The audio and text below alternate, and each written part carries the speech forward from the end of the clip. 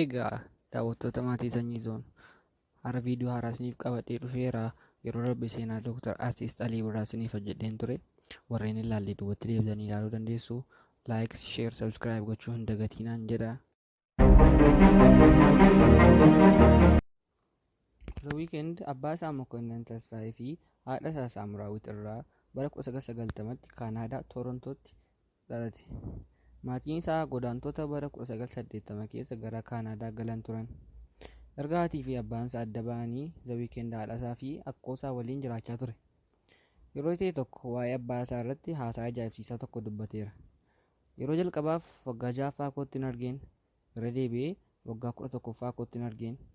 Maatii fi ijoollee biroo akka horate beeka. Wanta ta'e hundaaf isatti hin faradu. Garuu nama akkasii ta'uu hin barbaadu jedhee waa'ee abbaa isaa dubbate. The Weeknd umurii dargaggummaa isaa Kid Without AIDS fiilmii jedhuun ibsa. The Weeknd waggaa 11ffaa isaatti maaraanaa xuuxuu akka eegale afaan isaan dubbata. Bara 2007tti guutummaa guutuutti barumsa isaa dhaabuun maatii isaa dhiisee manaa ba'ee jira. The Weeknd maqaa jedhus manaa ba'ee karaarra torbee tokko jiraachuusaan akka argate himama. The Weeknd giraamii 3, Ameerikaan muuziqii 2, biilboordii muuziqii 9 nama injifatedha. Ati nama Itoophiyaa bakka bu'udha. Waa'ee Torontoo fi Itoophiyaa maal jetta? Yeroo jedhamee gaafatametti akkas jedhe. Ani Itoophiyaawii tokko beeksiseera. Sirboonni koos ni mul'isu. Itoophiyaa kana dura arguu baadhus gaafa tokko biyya koof uummata koo kan argu abdiin qaba jedhe. Gaaffii lammaffaa. Namni si dinqisiifatu tokko gara kee dhufee sirbitoota Itoophiyaa keessaa eenyuun dhaggeeffadhu yoo siin jedhe eenyuun affeertaan yeroo jedhametti akkas jedhe. Dhibbaa dhibba Asteer Awwaqaan affeeraan. Sagaleen ishee sirboota gammaatti dhaga'aman irraa sagalee addaa qabdi. Sagaleen ishee nuffisiisu guyyaa guyyaatti haarawaadha jedhe.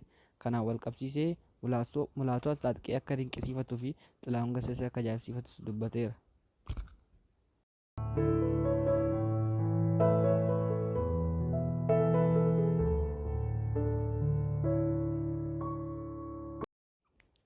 Footoo The Weeknd kana yommuu ilaaltan kaaraakterii fiilmii horarii wayiif qophaa'e isinitti fakkaachuu danda'a.